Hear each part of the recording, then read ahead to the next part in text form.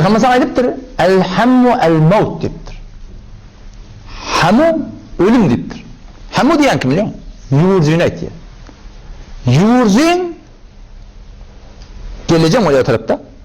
Geleceği bilen yuğurcu bir yerde bolsa, tataşsa, ağrıda, perde bolmasa ölümsü deyiptir Peygamber'den.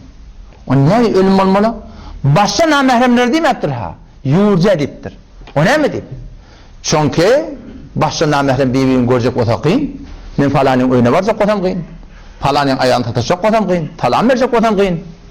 Ha, yeni varacak olsam kıyın. Ama geleceği her işinde geri çıktı.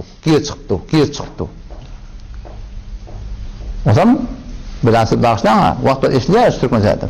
Falani şeyle vakti. Ne mi baktırsın? Bu yüreğin arasında olsun. Peygamberimiz şundan için çok Müslüman doğan ölüm diye baytiye. Onun manası yani o da hutferibi da şey. Ağa saf, sen halka Allah'tan böyle ödün Allah olmara. Sen vakti geleceğin önünde çağırıp angalık oturup kalıptı. Ağa ben sakat etmek onu testiyimler. Bunun burada yüreğime çişe var. Yürek menen dedi ki şey öde çektirme koyuptur la. Şunu e-mailler deyitele. Burada oturun e-mail doğrudan oturup.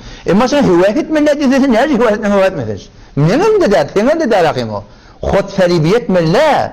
Baba ölüm şey. Ölüm de şey. Benim peygamber yani şu geleceği yumurta içti mi? Ölüm bilen demsi deyiptir. Yüreğin arasında olsun değil mi? İneleke moda Müslüman. Şu la ilahe illallah çimmede koy. Ayı pencası. Sure-i Ahzab. Mehrem namehrem mi adın? Mehrem namehrem. Bazıları birbirine otuşmanın icazeti yok. Geleceği bilen birbirlerden icazeti yok. Yeni bir Rabbin icazeti yok. Mehrem. O da mehrem namehrem ne yapın tanımıyor? Anlatacak başı. Kimden mehrem, kimden namehrem? Ama sen mehremin ol bir adamı gidesin hiç öte nikah edip bilmeyen. Aslim bulmuyor ha. Ben geleceğimi şu an nikah edip bilmeyen.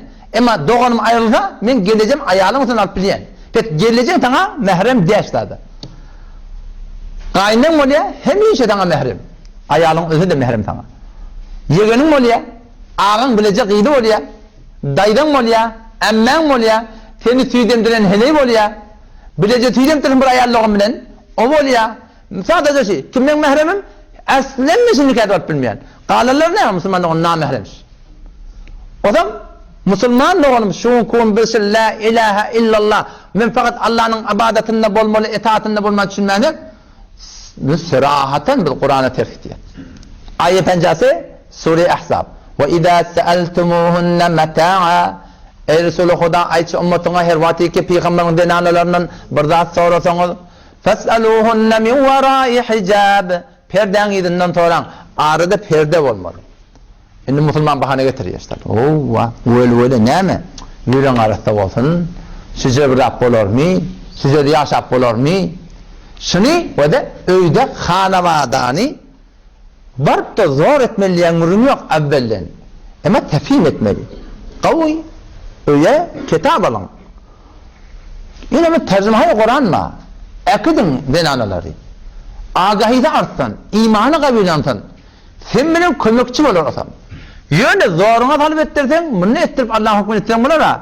Ama heley diyenin etmede 5 yolu var. وَالَّتِي تَخَافُونَ نُشُوزَهُنَّ ol denaları ki korkuyorsun sonra nafermanıyla diyenin neden aktarın? Şeriat durdursun diyenin etmeyecek oraya. Giyin koynak giymeli, celbap giymeli, yüzünü örtmeli, mehrem namen rahat etmeli, halan yerine gitmeli, halan tonuna gitmeli. Hatta insan çekiyen İslam'ı oraya, sen münkur deyip başına kay. Allah deyiptir, evvelin mertebe. Ne etmelidir? Fe'iduhun, aydıp diyen söyledik. Aydıp değildir, getir kilasaya Kur'an'a getir, tercümeye Kur'an'a getir, kavun navarları öyle, tereke navarları öyden çıkar, katmaşyan yedin doğurla, baryan hanımadan doğurla. Hanımın doğulmayan fehmi kalsın. O bilen bolman o, tücülük bilen, acılık bilen, başartman o da. Ne Allah Teala? Vehcuruhunne fil medacı, düşen gayret haliptir. Doğman geçen, temin diyeme çıkar, anır diyettim ben o. Yürü önden bir dar diyeme. Otana öğretmeliler, otana düşen öğretmeli. Bu bilinle başartmadan yapmadan. Bu bilinle başartmadan onu vadribuhum, vurun zor etti Allah Teala. Zor etmeli işte da. Yani vurup imanı gövertmenin hakkın yok. Bir sellem tercüme et de var yani. Nakellerinden kastım. Bir idret biliyor musun? Postçilere karşı Dur sen yıkıldın, yüreği aldın sana.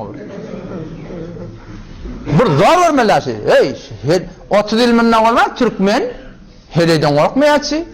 Şu heleyden korkuyor bilans et. Heley, işte tane çimpleye vatan var ha, o da 7 günde göğüp duruyor, kavatçık mı tamaşamayı? Şimdiden korkmalı, tamaşadır ha. Neyini korkuyor biliyor musun? Şol, hemen turuyum kadiyada ettin etmedin bir beterken müşkülüyorum kadiye. Ya dağınak demay? Hava neyini periyordun? Öyle kella. Bu bilen başartmata neyini? Bu bilen ne bulun aktanı? Sen Hudaya uğramın mı? Sen günah 30 kırkat iddia iyyâke na'budu ya Allah men fakat senin ibadetinde ağaç ayalı ibadet etmelerden doğru ibadet etmelerden saf sade Kur'an suna ihtiyaç. Şok ediyor Kur'an bu bilen. Bak yazı tamam korkuyan münafık olamayın hep şu korku bizde de olmalı. Öyle iyi de oraya bol vermelidir. Halka oraya bol vermelidir. Sen kimin ibadetini ne istiyorsun senin? La ilahe illallah sen. Bu bilen olmasa fein khiftum shiqaqa beynihima arada korkuyan diyenme denak. Bolman o da arada juday olup barıyor, ayrışıp barıyor. Bu taraftan bir gazi, o taraftan bir gazi. Oturup sen hel ettirmeli. Eğer arada söyler maksadı hel etmek o da Allah vallahu yuvaffikullah beynehuma. Allah son aralarını tevfik verecek, ıslah edecek. Bu bilenle bolmasa ne etmesin? Hemen işi dengür. Kabul eden akta. Ne etmesin? Her yoldan gidip de kabul eden akta. Allah'ın ibadet etmeli. Ayağının ibadet etmelilerden. Çünkü ya demek ki Kur'an'da sure var, sure-i talak. Teleke halal. Allah'a naferman bulmalılardan. La ta'ate li mahluk fi ma'siyetil halik. Halığa naferman bulup mahluk doğsun olsun, enin olsun, ayağın olsun, her kim olsun. Allah'a naferman bulmalılardan şimdi yerine çıkıyor.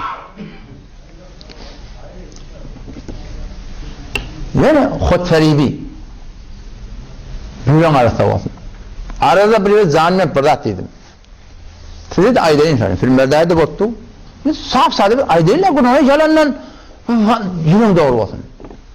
Ama şu dar koynak dardan sonra gururun malını ben baba dedim. Kur'an'a şey dibetiye dedim. Kur'an şey dibetiye. Ayet pencano Sure-i Ahzab.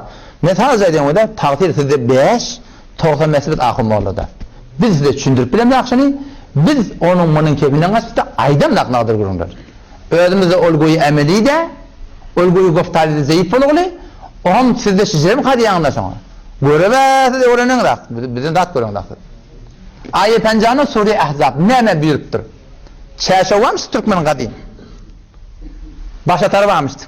Bizim kadim ulamalar mı son neme? Türkmen'den getirttirdim sonra. İslam'dan getirttirdiler. Ya eyyühen nebi ey Resulü Huda kul li azvacike öddenanılan ait ve benatike qiyirlan ait ve nisa'il mu'minin imanlı adam zenalarına ait ne hemen etmeli Allah yudnine aleyhinne min celabibihin öz celbaplarından bir mıdalın yüzlerine atallatırlar celbap dediği şu ası çadırı dedi bu çadırı ki evacık o da yani maksat şu defeden bir dakika giymeli şöyle bunda yüzünü örtülmeli şu defeden ne kayıtmalı şu an son Türkmen köyünden her nazik intikina Müslüman doğan şol meylettiriyor erkek adama beylek şeyler yeri orta evinden kaptalından yerinden meylettiriyor şu celbap arak gelmeli eğer doğru hesap gelecek kadar ahir zirvede menin ekrini Allah'ın giden celbabda terrahi ettik şöylece Nakşı Türkmeni tahmin Nakşı Türkmeni bitir avodan da göründe hem Ferhengi Türkmeni var hem İslam'ı var göründe hem Goniyan da Türkmenin namıtısı değil. Şunu öyle muzakere edilmeli. Celbap. Celbabın tercümesi ne? Çadır. Çadır deyince bir ev açık çadır yardım açmıyorsun. Çadır defeden giyleyen daha bir yeksere bir dat yeni var. Yalcanı halka giydirliyor. Borgası ödünlerine oluyor. Gözünün ocağını perdeciği var. Gözünde bir haybat ödü. Şu cahine gelmeli. Ama şu Türkmen konuyu ki bizi giydirliyor. Ay bolur falan eder. Ama onu dedim bana gördüm o döneyim dedim. Ben sana bir zat diyelim dedim. Kıyım ortam görmezsin değil mi? Ben orada dedim. Ben baktım şu an hıyabanına. Bir denenin yürüyürüne düşüyor. Gözüme düşüyor. Bir denenin korsağı gözüme düşüyor. Bir denenin yanmaşı gözüme düşüyor. Ben bağışla ha dedim. Sen yürüyün doğru olsun evet yan. Şeytan şonu ayağının yanına varanla 90 yardım alacak dedim ben. Ne mi diyeceksin sen dedim. Hot feribiden ne çıktı zaten. Hemen tutuyor, yüreğimde, baba ne mi yüreğimde, bolmayan açım, ben teslim al, bolmayasın. Şonu görüyorum da yağdın atar ya şeytan sotada. O an ben ne namusuma izade vermeli? Ki benim namusumun takayyülü başka birinin yorganına girmeli. Ayıracak olan yorgan ne mi? Yoğurdusun celbab Müslümanlığı. Öydüsün müzakere değildi, gururuna değildi, amal edeydi. Kümmette yavaş yavaş gelip bari, menefin ne yakışan bunu sana? Şu ezden sefte burada yapma, olup cahine gelmedi. Yani zor bile ne yenemedi? Tefhim gerek cama. Anladım göreyim, bir de ırtıkarlık bulma mı karşı? Bir de ölmeye kalk başını boylardı mı karşı? Türkmen İlyam aşağıdan ön hecabını uğrup geldin. Hod feribiyet ver Müslümanlığı.